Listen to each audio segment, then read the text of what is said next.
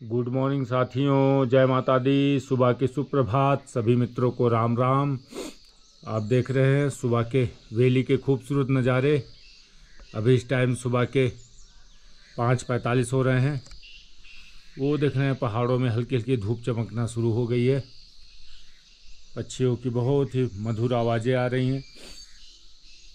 कल बारिश के बाद आज मौसम थोड़ा सा साफ हो गया है। अभी बहुत ही पहाड़ों का सुंदर दृश्य आ रहा है। बहुत ही सुंदर छटा छाई हुई है आज। और सुबह के मौसम की बात करें, अभी का टेम्परेचर है 15 डिग्री।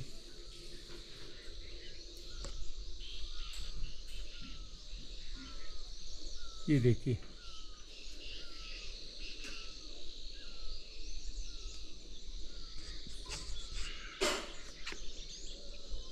आज दोस्तों कुछ घर के ज़रूरी काम से एक आध फ्रिज लेनी है और कुछ सामान लेने थे अपने रूम्स के लिए, कस्टमर्स के लिए, तो हल्द्वानी जा रहे हैं हम आज।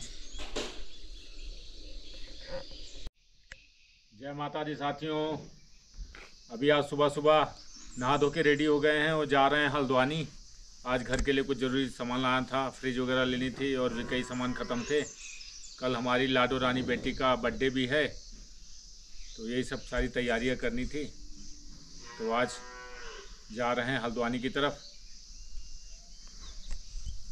साथियों, अभी हम लोग आ रहे हैं हल्द्वानी। आज गए थे, अभी भवाली पहुंचे हैं। देख रहे हैं, थोड़ी शॉपिंग करने गए थे, फ्रिज लेना था और भी कुछ सामान था घर का।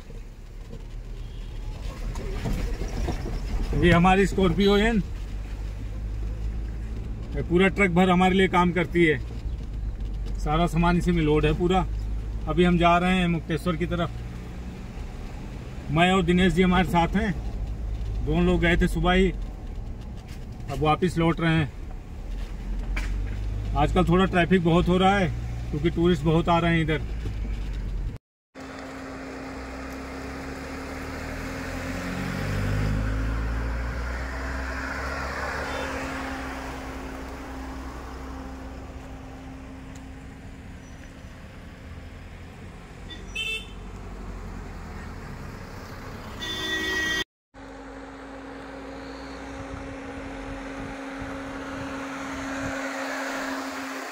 चलो चलो चलो चलो चलो।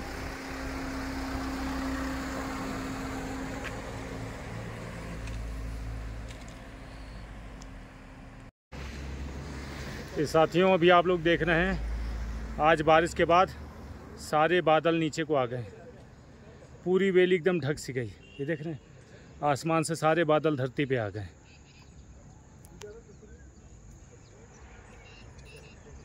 पहाड़ों में हमेशा अलग अलग आकृतियाँ सी बन जाती।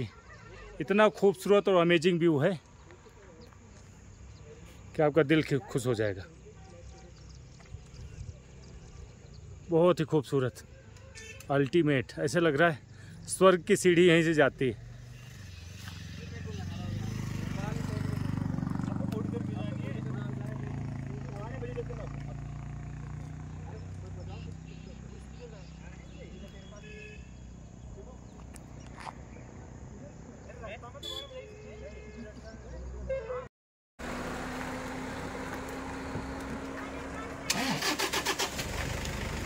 बढ़ाओ बढ़ाओ।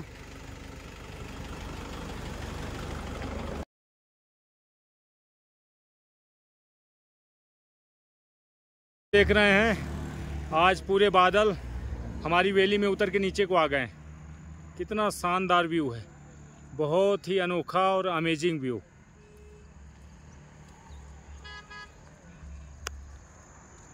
देखिए, पूरे बादल नीचे को आ गए।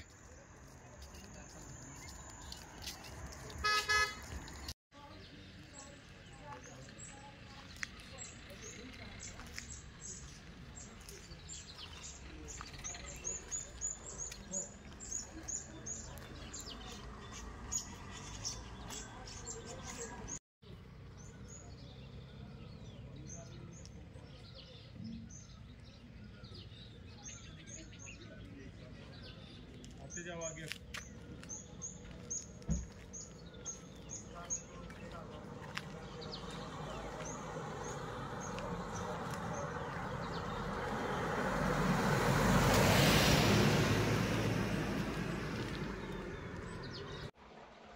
नमस्कार साथियों, जय माता दी।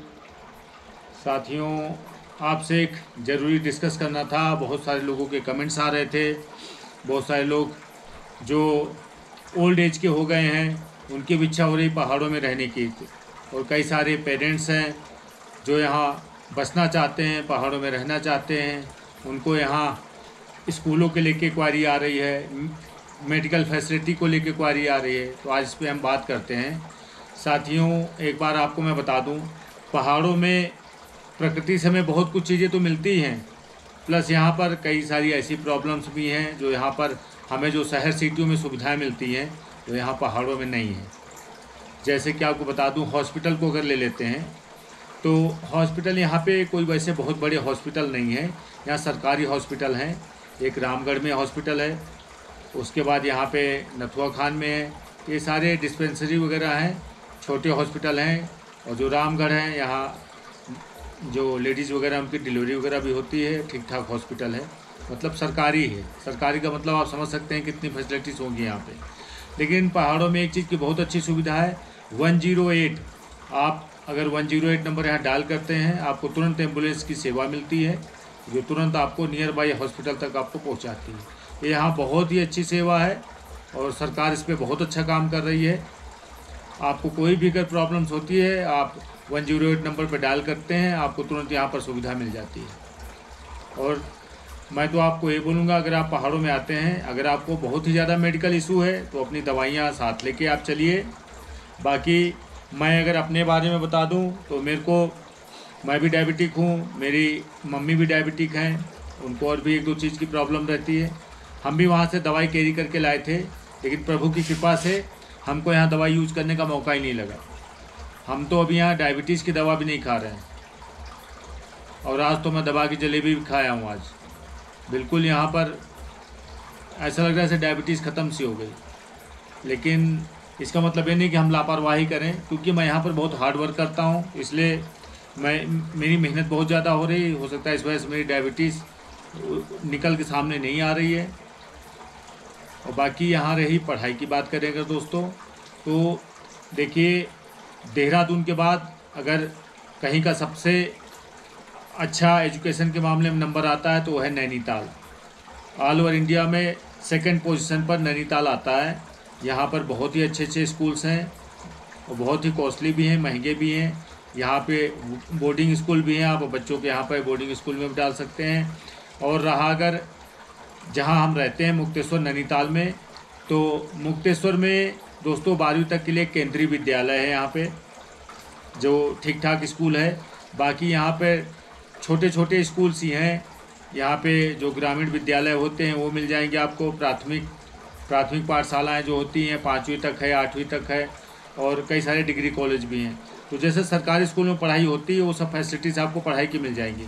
लेकिन आप जैसे अपने बच्चे को बहुत ज़्यादा हाई लेवल या प्राइवेट स्कूल में डालना चाहते हैं तो उसके लिए यहाँ पर या तो आपको हल्द्वानी में एडमिशन कराना पड़ेगा या फिर नैनीताल। इसके अलावा यहाँ पे और कोई ऑप्शन नहीं है। आज रोज़गार की बात कर लेते हैं दोस्तों। यहाँ रोज़गार के बहुत अच्छे हैं। बाहर से आके लोग यहाँ बहुत अच्छा पैसा बना रहे हैं, काम कर रहे हैं। बहुत सारी चीज़ों यहाँ शॉप्स वगैरह ओपन की है उन्होंने। कई लोग यहाँ सप्लाई का काम कर रहे हैं, कई लोग बहुत चीज़ें हैं। जब आप यहाँ आते हैं तो यहाँ की सिचुएशन के हिसाब से आप ढल जाते हैं, और फिर आपका अनुभव है, आपका काम धंधा है, धीरे धीरे यहाँ भी विस्तार हो सकता है। यहाँ भी इतना ज़्यादा कंपटीशन नहीं है। और यहाँ एक तरह से अगर बताऊँ तो यहाँ एक मिनी दिल्ली NCR बस गया है। यहाँ एक छोटा शहर बस गया है। आप यहाँ की मेन मार्केट हमारे यहाँ के नथुआ खान और भटेलिया, आप यहाँ देखेंगे जैसे डिपार्टमेंटल स्टोरों का यहाँ कल्चर आ गया है। एक रॉयल मार्ट है, आप देखोगे जैसे हमारे शहरों में शॉपिंग सेंटर होते हैं जहाँ हम जाते हैं, बास्केट लेते हैं और अपनी ग्रोसरी का सामान हम खरीदते हैं, तो वो सब फैसिलिटीज़ आ गई हैं। यहाँ हर चीज़ है, क्योंकि बाहर का आदमी यहाँ के बस चुका है। तो यहाँ पर दुकानों में इतनी भीड़ लगी रहती है, बहुत ही ज़्यादा काम है यहाँ पे। बस करने की इच्छा शक्ति होनी चाहिए, मेहनत करने वाला इंसान चाहिए। काम की यहाँ कोई कमी नहीं है, यहाँ बहुत संपन्नता है। कई लोगों को लगता है कि बाहर से लोग आके यहाँ का माहौल ख़राब कर रहे हैं। मैं आपको कसम से बताऊँ, बाहर के लोगों ने आके यहाँ के लोगों को माला माल कर दिया। यहाँ जो रूखापन था वो ख़त्म हो गया है। यहाँ आप शॉप्स में चले जाओ, वो दिन की मेरे हिसाब से कुछ नहीं तो 3 से 4 लाख रुपए, 5 लाख रुपए तक की पर डे की सेल कर लेते हैं। मेला सा लगा रहता है शॉप्स में, ऐसा लगता है पूरा जो है दिल्ली NCR सारा आके यहीं बस गया है आके। तो काम करने वालों के लिए कहीं भी काम की कमी नहीं होती, और जिनको बहाने करना है, जो काम चोर हैं, जो कुछ करना नहीं चाहते, सिर्फ दूसरों पे ब्लेम देना कि बाहर से आ गए हैं। देखो बाहर के लोग आए तो यहाँ रोज़गार पैदा हुआ। मैं इस चीज़ से खुश नहीं हूँ कि लोग अगर बोलते हैं बाहर के लोग आ गए, बाहर के लोग अगर यहाँ कोई गंदगी फैलाते हैं, यहाँ के कल्चर को नुकसान पहुँचाते हैं, यहाँ की प्रकृति के साथ छेड़छाड़ करते हैं, तो बिल्कुल उसका विरोध होना चाहिए। हम भी उसके खिलाफ हैं। जो प्रकृति प्रेमी है वो भारत से कहीं से भी हो, सबकी इच्छा होती है। अब भगवान ने हमको शहरों में पहाड़ नहीं दिए तो हम क्या अपने जीवन में हम पहाड़ों को एंजॉय नहीं कर सकते? ये सबकी लाइफ का पार्ट है। सबको यहाँ घूमने फिरने आना चाहिए। हाँ, बहुत लोगों की कुंवारी ज़मीन को लेके है। मैं तो आपको ये बताऊंगा, अब यहाँ पर जो ज़मीनें हैं और रीसेल पे ही ज़मीनें बची हैं, और यहाँ फ्रॉड केसेस बहुत ज़्यादा हो रहे हैं। ज़मीन लेने के पहले बिना सोचे समझे किसी को भी आप बयाना मत दो। आप वकील डीलरों की बातों में बिल्कुल ही मत आना। बहुत सारे यहाँ फ्रॉड्स होते हैं।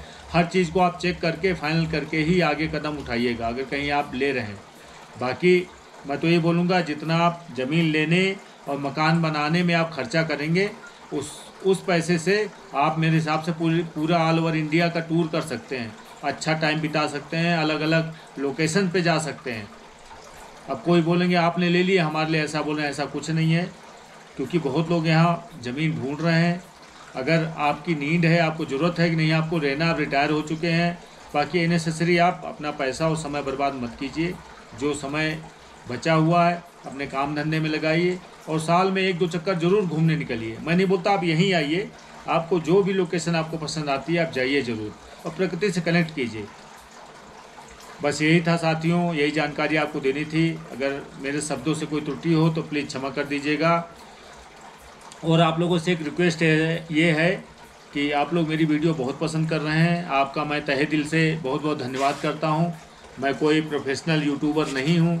मेरी भाषा शैली में आपको गलती मिल सकती है, और यहाँ मेरे अंदर कोई वैसा नहीं है कि मैं दिखावापन करूँ, कुछ नई चीज़ें लाऊँ करूँ। एक्टिविटी मेरे अंदर नहीं है, नहीं समझ में आती मुझे।